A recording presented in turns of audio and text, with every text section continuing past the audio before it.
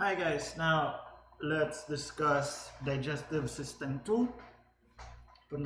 Punta na tayo sa lower digestive tract, tapos na tayo hanggang stomach. Let's start off with the intestines. Okay, starting.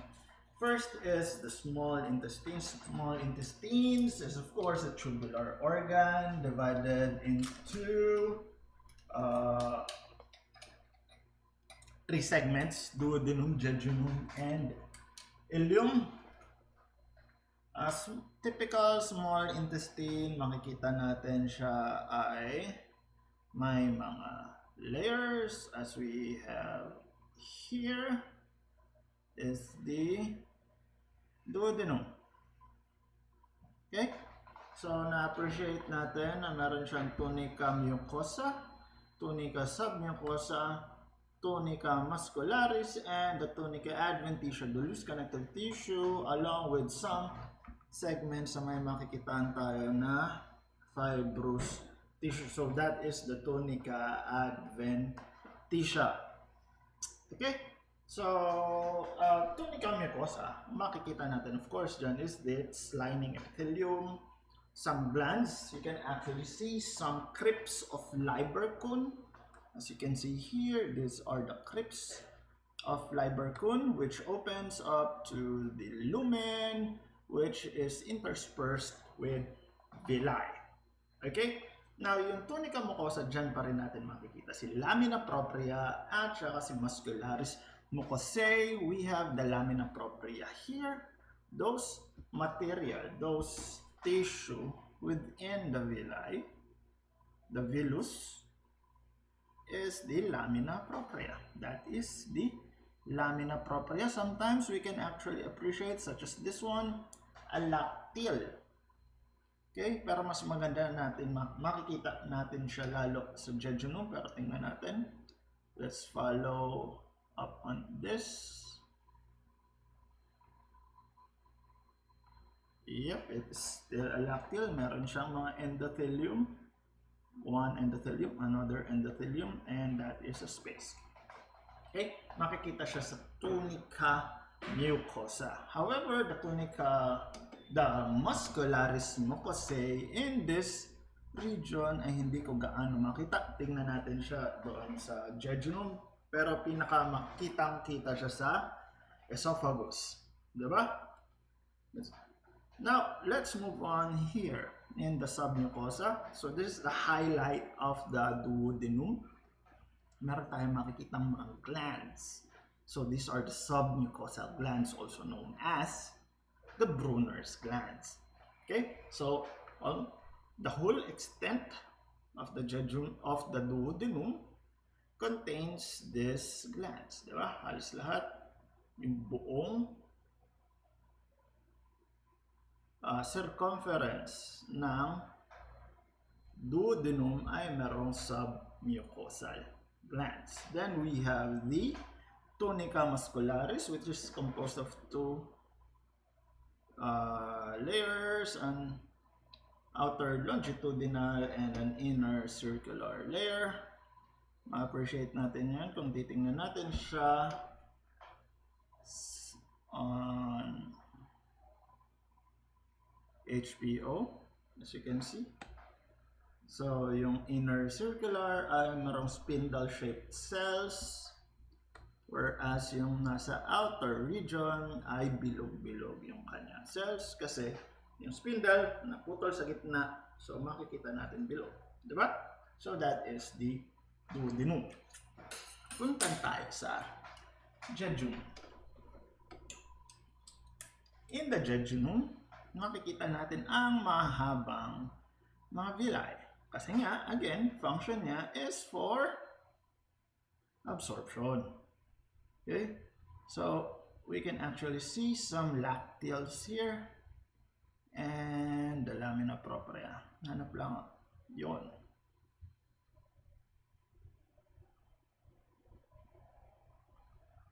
So, tingnan natin ang kanyang tunica mucosa.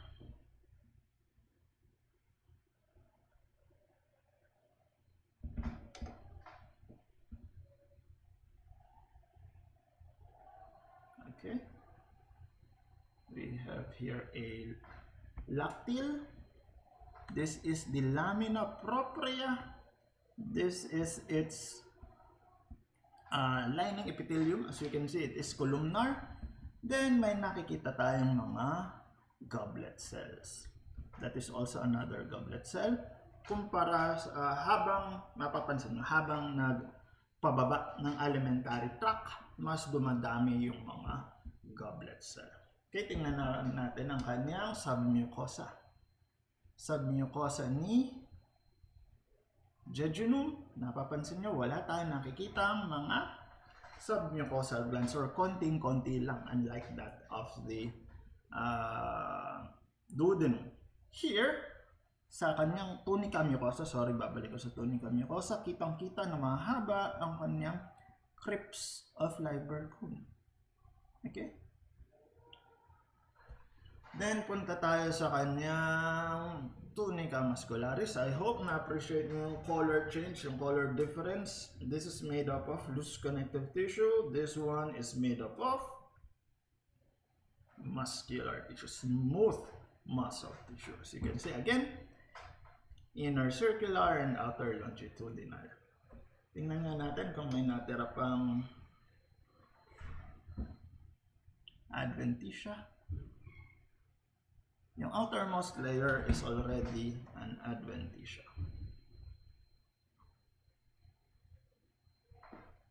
Okay? Oh, sorry. Gamitin natin serosa kasi nasa baba na nga pala. Ba't ba ako adventitia ng adventitia? Tunica serosa. Okay? Again, serosa not adventitia kasi meron na siyang peritoneum. That is for the jejunum. Tingnan naman natin yung ileum.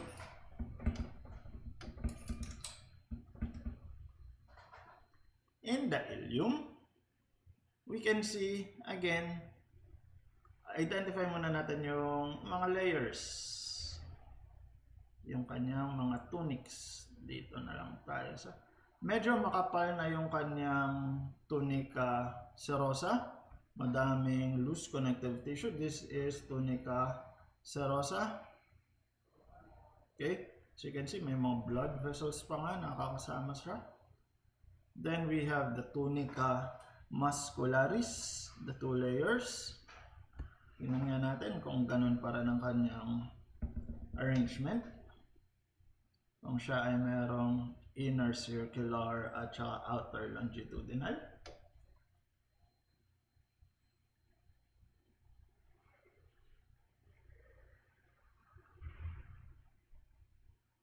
Diba? Ito yung outer circular layer. No, inner. There's the inner circular layer and the outer longitudinal layer. May nakita pa tayong isang neuron. This is most likely a neuron na naka-embed sa tunica muscularis. Nice. Oo nga, galing. Na-timing natin siya.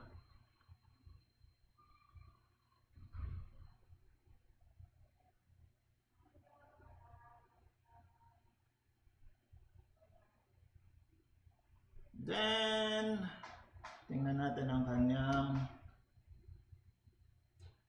submucosa. Again, ang kanyang tunica submucosa is made up of loose connective tissue. So that is the tunica submucosa. Medyo nagde-delaminate na siya dito sa segment na to. Sa section na to. So not exactly sa ileum ay nagde-delaminate si tunica submucosa. And this is the tunica mucosa. You have the lamina propria, its lining epithelium. Kung mapapansin natin, kahit nasa LPO pa lamang, kita na natin na marami siyang goblet cells. And as we can see here, and a much higher magnification, mas marami na siyang goblet cell sa kanyang tunica mucosa. Malinaw. So that is the ileum. Punta na tayo sa large intestines. So this is a large intestine, sabi ko nga sa inyo, habang tayo ay bumababa sa alimentary tract, mas dumadami ang kanyang goblet cell. So this is the surface epithelium, the tunica mucosa, hindi pala surface epithelium, tunica mucosa ng large intestines. Halos lahat ay goblet cells. Okay, all of them are goblet cells. These ones are goblet cells. So they are capable of secreting mucus. Now this one is the tunica submucosa, and as you can see, it is composed of loose connective tissue. At pababa dito is the tunica muscularis, which is the inner circular layer and an outer longitudinal layer. We can actually see a thin tunica serosa, that is a thin tunica serosa, enclosing this colon or large intestines of the mammal. Tingnan natin yung another segment ng large intestines, the cecum. Mapapansin natin, cecum, marami siyang immune cells. So that is a cecum. Look at this. Scanner, punta tayo sa scanner. Meron tayong makikita malaking Peyer's patch. Okay, that is a Peyer's patch. Again, you've got the nests of the goblet cells. Again, another Peyer's patch over there.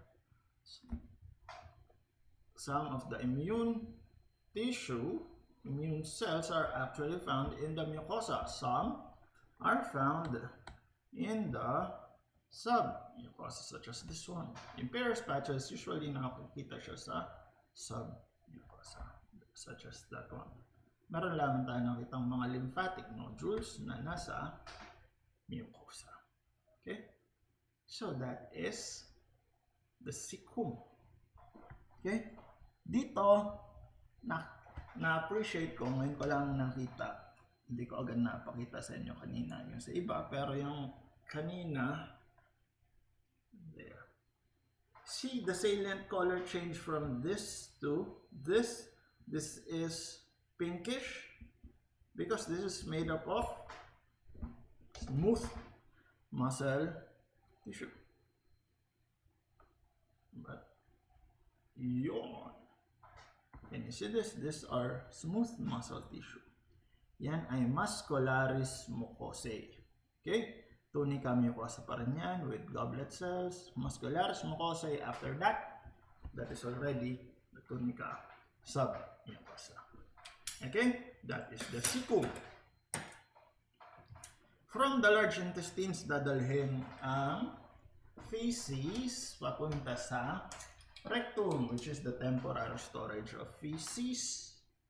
Tingnan natin itong structure na to. This is the boundary between the rectum and the anus.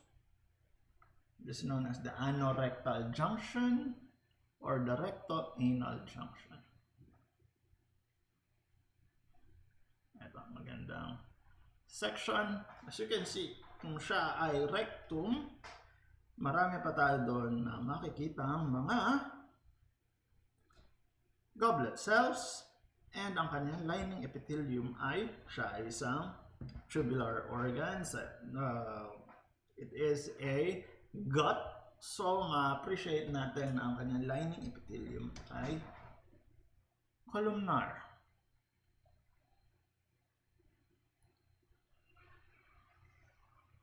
So, you can see here, these are columnar cells.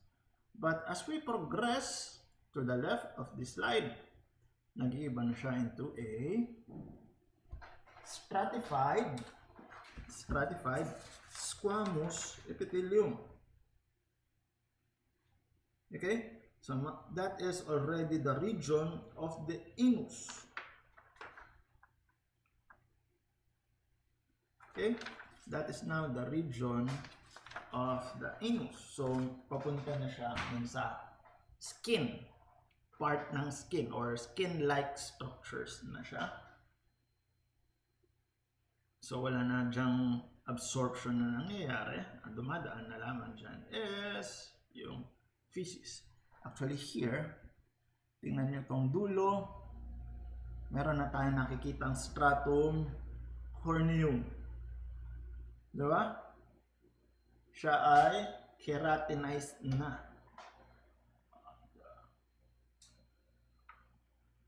Look at this, keratinized tissue na yan. Versus na makikita natin dito, which is orally, in an oral direction, in the oral direction, nakikita pa natin ay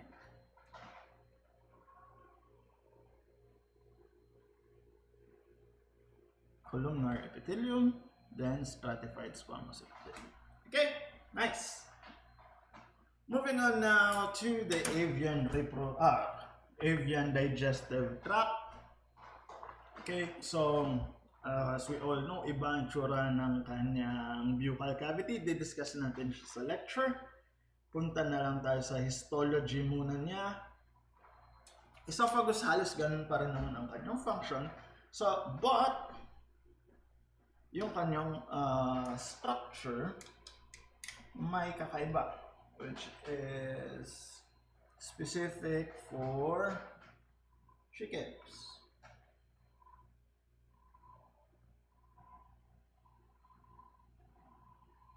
Medyo malinaw, medyo malabo na tong ating slides, pero you can still appreciate some structures.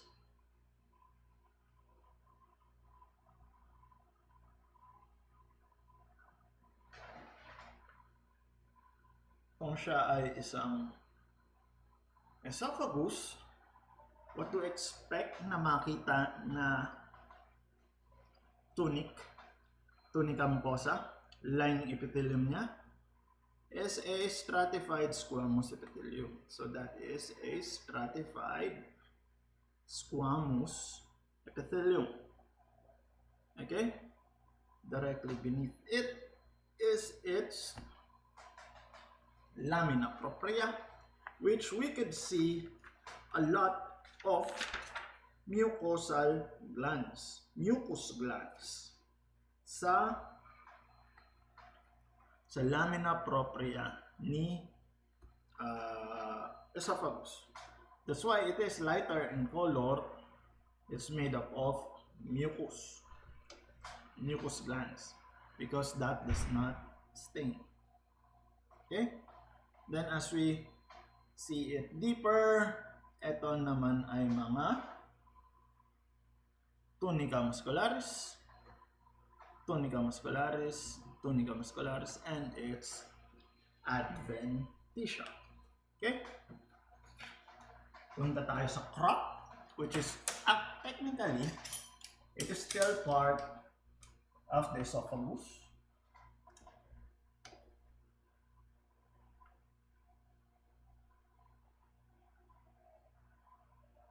So, same structures ang makikita natin.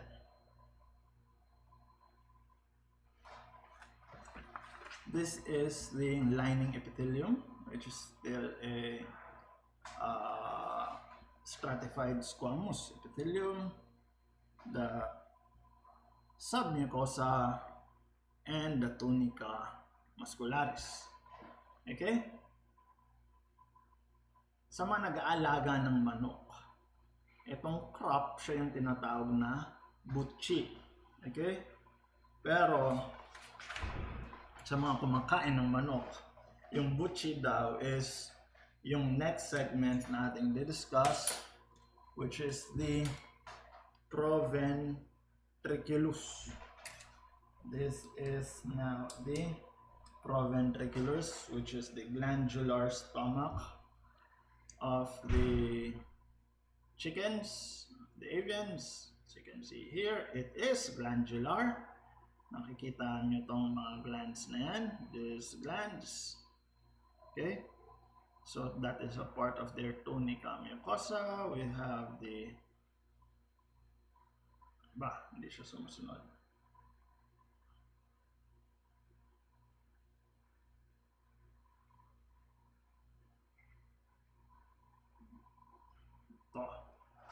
This is a tunica mucosa. You've got the muscularis mucosae, the pinkish part. Then you have the submucosa, and that is now its tunica muscularis. As you can see, it is thinner. Thinner yung tunica muscularis ng proventriculus ng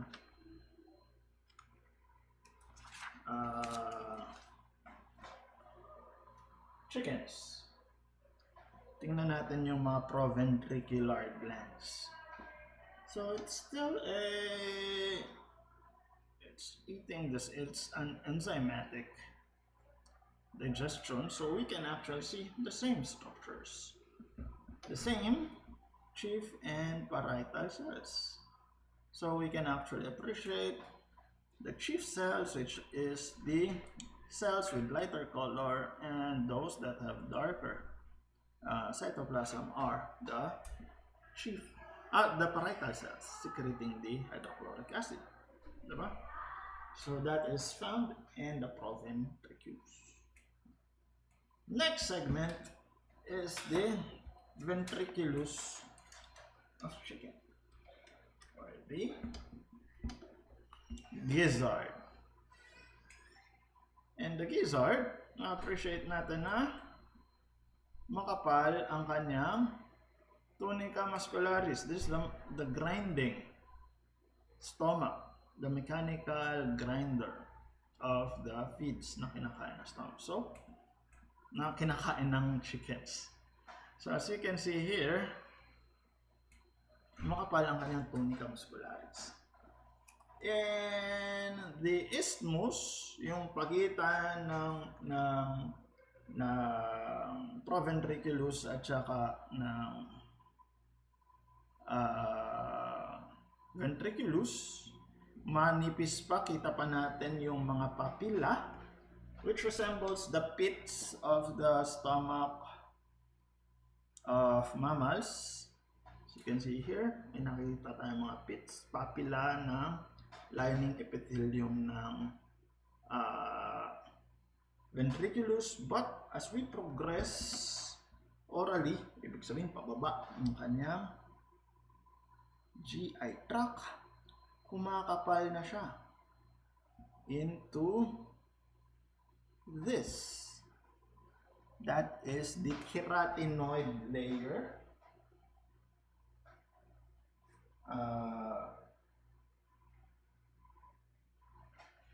Keratinoid layer, the coiling layer of the ventricle. Yan ang pinakamaganda ba? Yes. So as you can see, matigas na layer siya.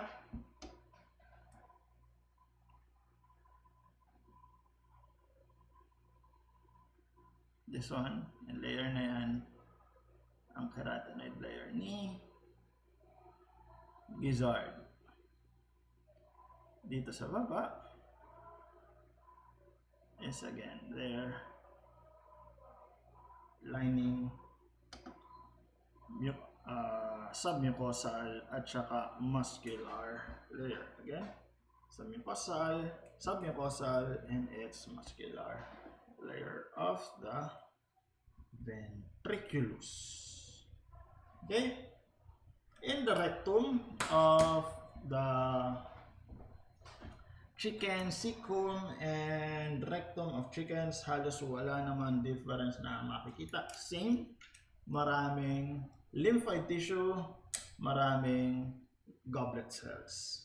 Punta na lang tayo dito sa cloaca, the common deposition for urogenital and digestive systems of the chickens. Dito tayo sa lumen. So, dahil siya naman ay for site of deposition lang, dinadaanan lamang din, we can imagine that its lining epithelium is a stratified squamous epithelium. Meron pa nga tayo nakikita keratinized tissue na nandiyan dyan sa luminal layer ng cloaca. It has a lot of muscles. This one is part of the tunica muscularis. Okay? So as you can see, marami siyang mga bundles and fascicles. This is very important for the oviposition ng animal. Ibig sabihin yung paglilay niya ng egg. Kasi siya nagko-contract para mailabas sa cloaca ng chickens. Okay? So that's it for the second part of the digestive system.